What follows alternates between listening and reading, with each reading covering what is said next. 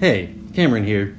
It's been about a week since I last talked to y'all about Stapleton, and in that time a number of folks of color in the community have reached out to me and asked for help making their voices heard about these issues. So this week I'm going to take a step back and give up my platform to a black mother from the community. For the sake of her safety, she has requested that her name and image be kept private due to the highly charged nature of the matters at hand. One last note, too. Many folks have also asked what the next steps are in dealing with such a willfully bigoted neighborhood. I'm not the authority on this, and so I want to pose that question to you, my viewers. What do y'all think we should do? Consider that as you're watching today's video. Hey, as Cameron said, I'd rather not share my name or picture for this video, as people claiming to be from the neighborhood of Stapleton have made threats towards other folks who've spoken out. I can't risk my family, but at the same time, I can't risk not saying something. As they say, the hottest places in hell are reserved for those who in times of great moral crisis maintain their neutrality. Just know I'm a black woman and a lifetime Colorado resident. I grew up in Boulder, and I've been a member of the community for many years. I'm also a mother. I read the recent Westword article, and it concerns me how this issue is being characterized. Of course, I truly believe that we should hear voices from all members of the community, but at the same time, what worried me first and foremost was that the woman referenced as the spokesperson for Stapleton is functionally giving that community absolution for their complacency with overt racism. The legacy of a Klansman is just that.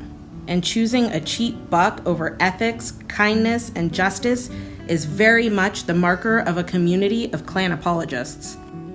That's not all that bothered me, though.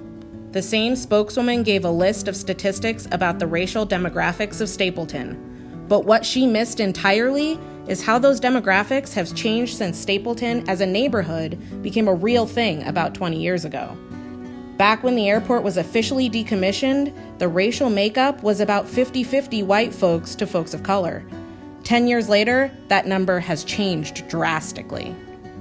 Given the context, the fact that Stapleton can barely show 10% people of color now, in 2019, is not a win, but truly a horrible loss for the families of color, some of whom have lived in and around the area for generations. That they had to live under the shadow of Grand Cyclops Stapleton, yeah, that's his title, y'all can look it up, for all the years before that is heartbreaking. If any original families remain, they must have been truly devastated by the results of the recent vote, especially since renaming the airport suffered the same contention in the 50s. Why was it so hard to change the name? Why was it so important for us to keep a racist legacy? Business owners and advocates of keeping the name tried to claim that it would ruin their business to have them change the name. But is that true? So many neighborhoods across Denver have changed their names in the last 5 to 10 years. What we now call Lohi and the Highlands were once Berkeley and the North Side. Rhino was once River North without the trendy art district name. Did businesses there fail because the neighborhood's names changed? They may have failed due to rapid gentrification, but I promise you, naming was not a factor. Stapleton's newest spokeswoman goes on to explain to Westword that many of the households of color rent or live in affordable housing units.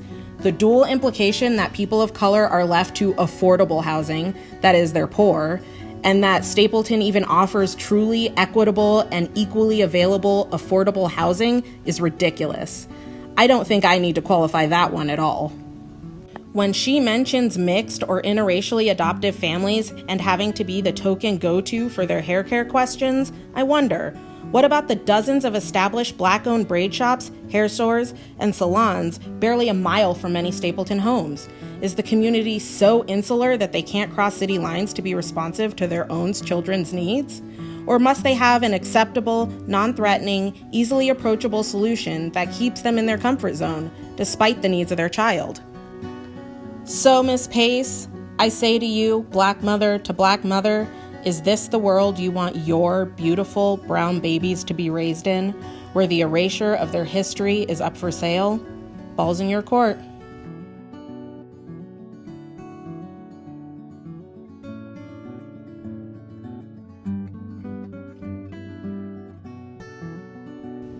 This video was written, produced, and directed in collaboration with members of the community. Thank you to the mother who took her time to speak today, and to everyone speaking out against bigotry and hate. Stand strong. In solidarity, this is Cameron Grant, signing out.